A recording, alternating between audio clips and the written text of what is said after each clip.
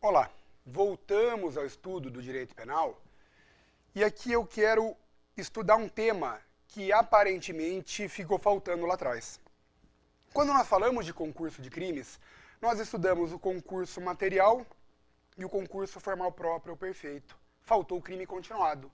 Nós precisávamos de um pouco mais de bagagem do direito penal, ter falado de prescrição, ter falado de medidas de segurança, pegar mais bagagem em direito penal para estudar o crime continuado, que traz algumas complicações. Vimos prescrição no concurso de crimes no bloco passado, isso ajudou bastante. Vamos agora falar do crime continuado. Vamos matar esse assunto, que não há prejuízo em ter essa separação, até pelo fato de ser curso online aqui, né? E a gente fala agora então do crime continuado, tá bom? Crime continuado, fechamos esse crime continuado e depois de fechar essa matéria, nós vamos passar para a parte especial do Código Penal. Crime continuado, também chamado de continuidade delitiva. Crime continuado, também chamado de continuidade delitiva. Esse instituto está previsto no artigo 71 do Código Penal. Então, o instituto do crime continuado, também chamado de continuidade delitiva, está previsto no artigo 71 do Código Penal. Vamos dar uma lida nesse dispositivo? Alguns autores gostam de ficar inventando conceito, criar conceitos, usar um monte de palavra diferente. Eu, particularmente, não acho isso legal, não acho isso muito correto. O Código Penal, no artigo 71, traz detalhadamente o crime continuado. Diz no que consiste essa modalidade de concurso de crimes. Não precisamos inventar nada. Vamos dar uma lida? Olha o que diz o artigo 71 do Código Penal. Vamos por hora ficar no caput e depois a gente vê esse parágrafo único.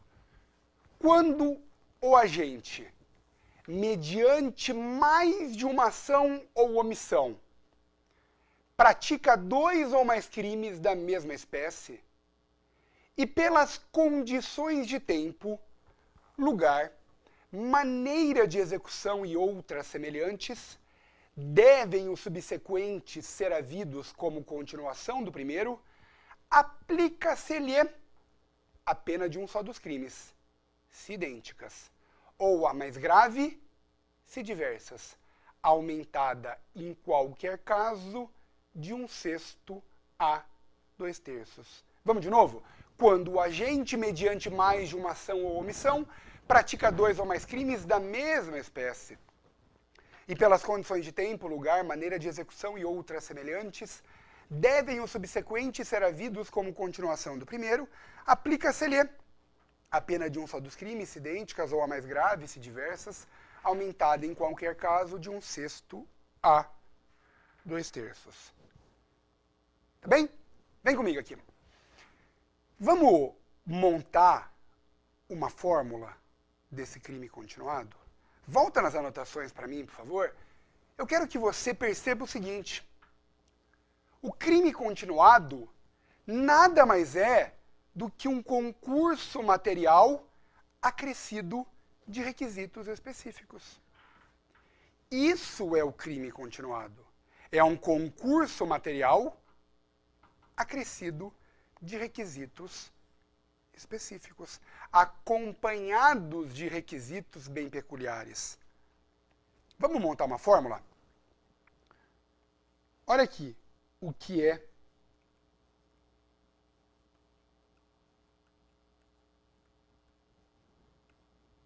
o crime continuado. Anota: pluralidade de condutas mais pluralidade de crimes da mesma espécie e mais o que nós vamos chamar aqui de requisitos específicos. Pluralidade de condutas e mais pluralidade de crimes. Até aí, tá igualzinho o concurso material. O que muda? Não é pluralidade de crimes de qualquer crime. Não. Pluralidade de crimes da mesma espécie. A diferença para o concurso material está aqui. A pluralidade de crimes da mesma espécie e mais os requisitos específicos. Tá bom? Pluralidade de condutas, pluralidade de crimes da mesma espécie, não de qualquer crime, e mais os requisitos específicos. Beleza? Vamos aprofundar bastante nesse assunto, que esse assunto é carro-chefe nas provas. Crime continuado é um assunto que você tem que dominar muito bem.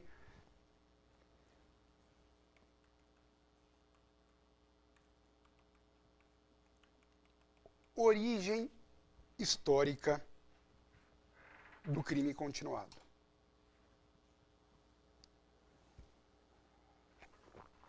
O crime continuado surge na Europa e principalmente na Itália. O crime continuado, então, vai surgir na Europa, principalmente, especialmente na Itália. A primeira manifestação dele ocorre no século XIV. Ocorre no século XIV. E aí? Ele vai se desenvolvendo também nos séculos XV e XVI. Tá aí. Essa é a origem histórica do crime continuado. Ele surge em um primeiro momento na Itália, no século XIV, e ele continua se desenvolvendo nos séculos XV e XVI. Você já ouviu falar dos chamados glosadores? O direito, na sua história, falava dos glosadores, né? Dos glosadores italianos. Tinha lá alguns caras em especial, tinha tal de Bartolo de Sassoferrato, Július Claros, os glosadores italianos.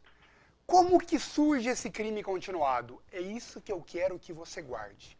Escreva, o crime continuado surge como uma reação às leis penais extremamente severas que existiam naquela época. Século XIV, XV, XVI, as leis penais naquela época, uma época de bastante absolutismo, por assim dizer, né? As leis penais eram excessivamente, exageradamente severas. E o crime continuado surge como uma reação a esta severidade, ao exagero das leis da época. Em especial, da chamada Lei Carolina. O que dizia na época essa tal de Lei Carolina?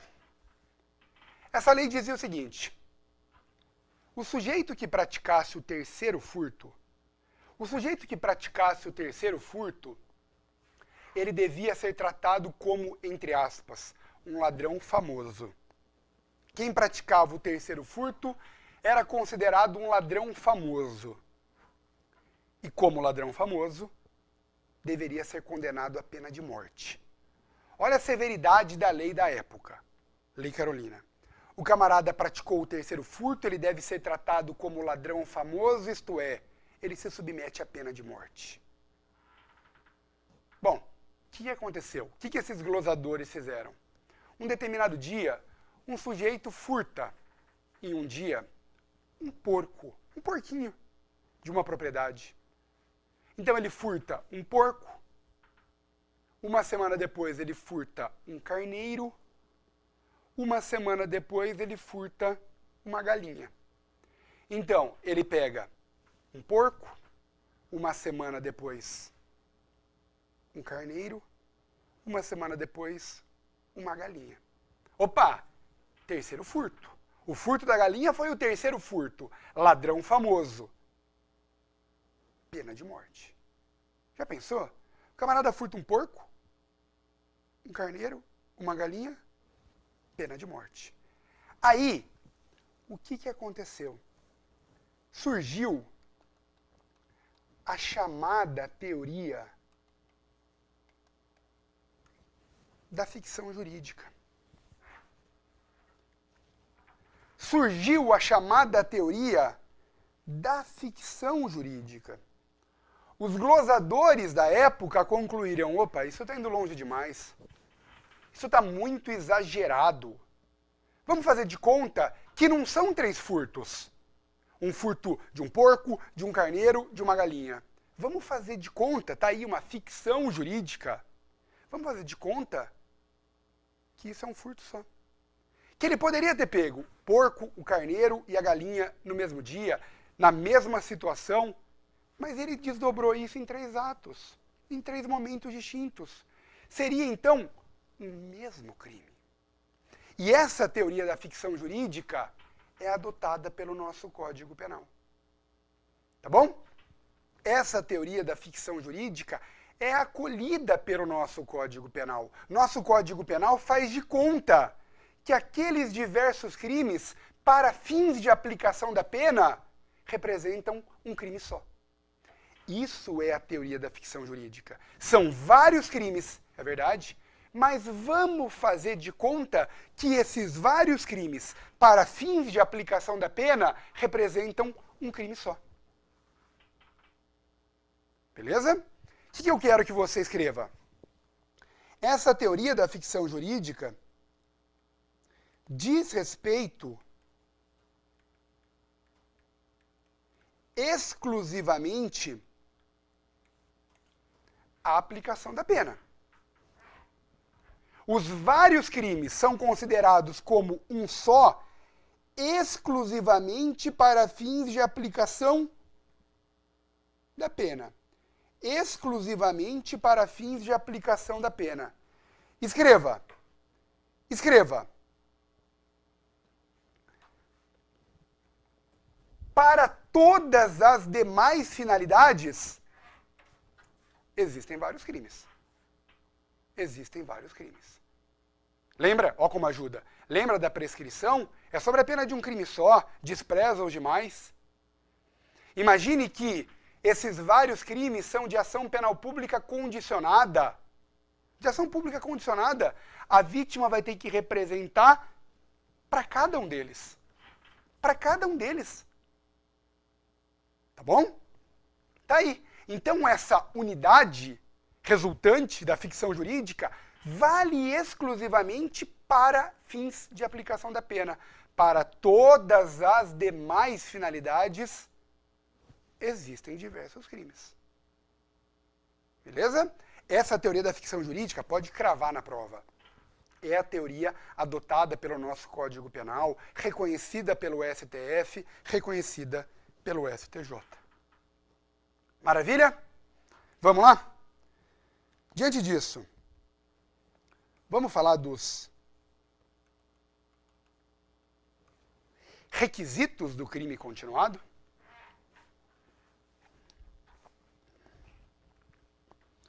Dos requisitos do crime continuado?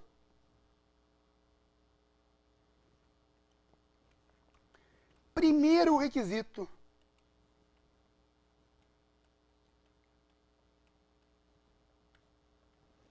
Pluralidade de condutas. Pluralidade de condutas. Aqui, o crime continuado se aproxima muito. Se aproxima muito do concurso material. São várias condutas. O agente pratica várias condutas no crime continuado e também no concurso material. Primeiro requisito, então, não traz dificuldade alguma, pluralidade de condutas, 2 ou mais ações ou omissões. Mais de uma ação ou mais de uma omissão. Beleza? Segundo requisito.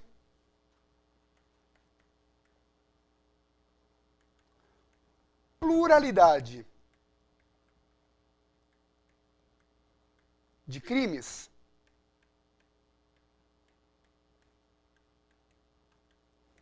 da mesma espécie. Então, com duas ou mais condutas, o agente pratica dois ou mais crimes da mesma espécie. Com duas ou mais condutas, o agente pratica dois ou mais crimes da mesma espécie. E aí vem um primeiro problema. Probleminha, a gente tira isso de letra. O que são crimes da mesma espécie, hein? O que é que são crimes da mesma espécie? Escreva. Existem duas posições sobre o assunto. O que são crimes da mesma espécie? Existem duas posições sobre o assunto. Uma primeira posição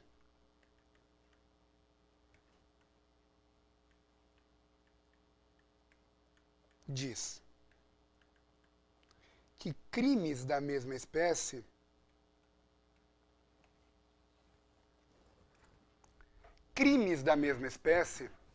são aqueles que apresentam características comuns. Então escreva aí. São aqueles que apresentam características comuns. Pouco importa se eles estão ou não previstos no mesmo tipo penal. Crimes da mesma espécie, repito, são aqueles que apresentam características comuns. Pontos em comum. Pouco importa se eles estão ou não previstos no mesmo tipo penal. Vou te dar alguns exemplos. Para essa primeira posição, furto mediante fraude e estelionato são crimes da mesma espécie. Furto mediante fraude e estelionato seriam crimes da mesma espécie. São crimes patrimoniais praticados com emprego de fraude. Outro exemplo, roubo e extorsão. Roubo e extorsão são crimes da mesma espécie.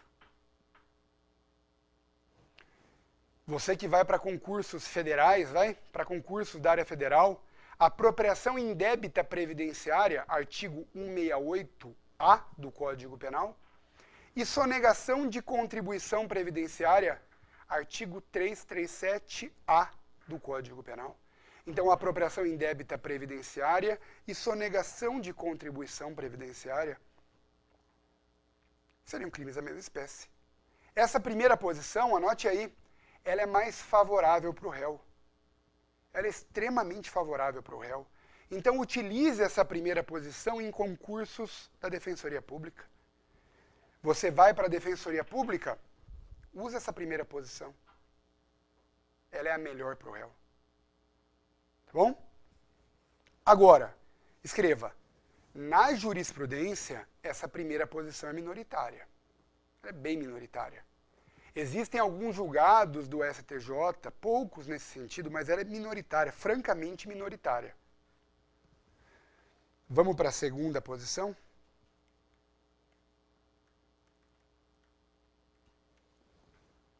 Para a segunda posição, que é amplamente majoritária na jurisprudência, para a segunda posição, que é amplamente majoritária na jurisprudência do STF, do STJ, você vai usar nos concursos em geral, na magistratura, na MP, na Polícia Civil, na Polícia Federal, enfim. Para essa segunda posição, crimes da mesma espécie são aqueles que estão no mesmo tipo penal. Crimes da mesma espécie, então, são aqueles que, em primeiro lugar, estão no mesmo tipo penal. Mas isso não basta. Eles estão no mesmo tipo penal e ofendem o mesmo bem jurídico. Então, para essa segunda posição, cuidado aí, que é amplamente majoritária na jurisprudência, é a posição para você levar para concursos do MP, do Ministério Público, da magistratura, Polícia Civil, Polícia Federal, enfim, nos concursos em geral. Crimes da mesma espécie são aqueles que estão no mesmo tipo penal e mais, que ofendem o mesmo bem jurídico. Quer um exemplo? Isso foi uma das partes da minha peça prática, do meu concurso. No meu concurso tinha lá um problema que foi o seguinte, faz tempo isso já. Eu tinha que fazer contra-razões de apelação, foi esse o meu problema. O réu tinha sido condenado em primeira instância por um roubo e por um latrocínio. Tinha um monte de tese processual, teses penais, mas uma das teses era essa. O réu havia sido condenado por roubo e por latrocínio em concurso material. Roubo e latrocínio em concurso material. Ele apelou, pedindo o quê? Pedindo o reconhecimento da continuidade delitiva. A defesa sustentava que roubo e latrocínio eram crimes da mesma espécie. Veja, tanto roubo como latrocínio estão no artigo 157 do Código Penal. Tá aí. O roubo e o latrocínio estão no artigo 157. O latrocínio está lá no 157, parágrafo 3º, né? É isso? Artigo 157, parágrafo 3º. Agora, veja, roubo e latrocínio estão no mesmo tipo penal. Porém, ofendem bens jurídicos diversos. O roubo atinge o quê? O patrimônio, mais a integridade física, se praticado com emprego de violência, ou então o patrimônio, mais a liberdade individual, se praticado com grave ameaça. Então tá aí. Patrimônio, mais integridade física, se cometido com emprego de violência. Patrimônio, mais a liberdade individual, se praticado com emprego de grave ameaça. E o latrocínio? O latrocínio ofende o patrimônio e a vida. São bens jurídicos diversos que estão em disputa. Patrimônio mais a vida humana. Tudo bem? Estão no mesmo tipo penal? Estão, mas têm uma estrutura jurídica diferente. Isso cai muito. Não se admite continuidade delitiva. Não cabe o crime continuado entre roubo e latrocínio. O Supremo diz isso, o STJ também, é caso de concurso material. Beleza? Vamos em frente? Vamos tocar em frente isso? Então já falamos de dois requisitos. Pluralidade de condutas e pluralidade de crimes da mesma espécie. Terceiro requisito, e aqui a gente vai desdobrar em vários outros, eu vou chamar esse terceiro requisito de conexão. Como assim conexão? Os crimes devem estar ligados entre si. Conexão no direito penal significa que os crimes estão de algum modo ligados entre si. Quando eu falo os crimes são conexos, existe um ponto de ligação entre eles. Eu brinco, sabe quando a gente vai numa obra, numa construção, a gente vê propaganda na TV, tubos e conexões? Não tem? O tubo, o cano reto, e não tem a conexão que engata um cano no outro? Aquele cotovelinho, né, que a gente chama, é uma conexão. Os crimes estão ligados entre si, eles são conexos. Vamos dar uma olhada no artigo 71 do Código Penal? Eu vou grifar para você onde está essa parte da conexão. Quando o agente, mediante mais de uma ação ou omissão, já vimos, pluralidade de condutas, pratica 2 ou mais crimes da mesma espécie, já vimos também? Aqui que vem a conexão, ó. E, pelas condições de tempo, lugar, maneira de execução e outras semelhantes, devem os subsequentes ser havidos como continuação do primeiro.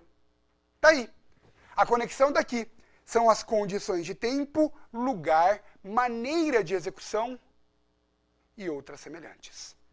Vamos para as anotações?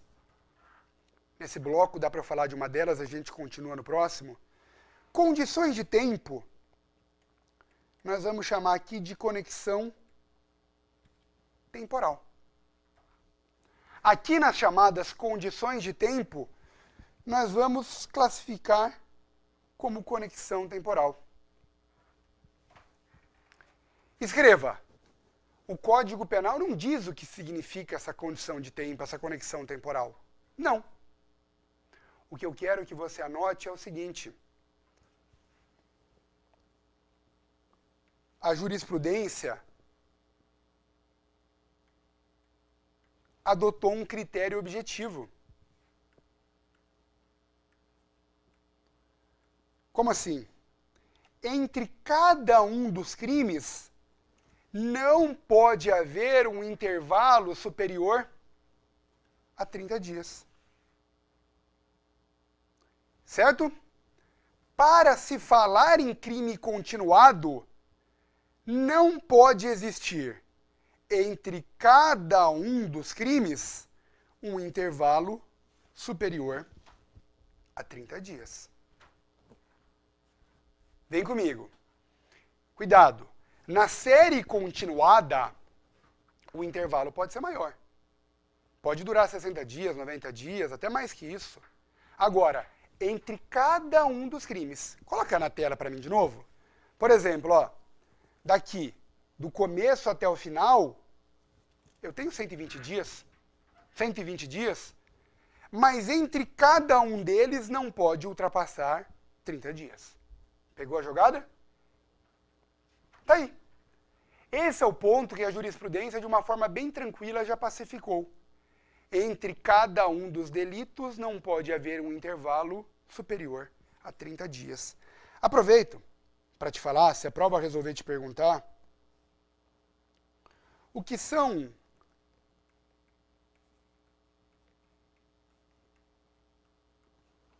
crimes parcelares, hein? O que é que se entende por crimes parcelares? Se cair isso na tua prova, o que são crimes parcelares? Escreva. Crimes parcelares são aqueles que integram a série continuada. São as parcelas do todo. Lembra? O crime continuado, pela teoria da ficção jurídica, é um só. É um só crime composto de várias partes. Essas várias partes são os chamados crimes parcelares. Maravilha? Vamos parar aqui? Vamos encerrar aqui esse bloco, nosso tempo está no limite. No próximo bloco, nós daremos continuidade ao estudo do crime continuado. Até lá!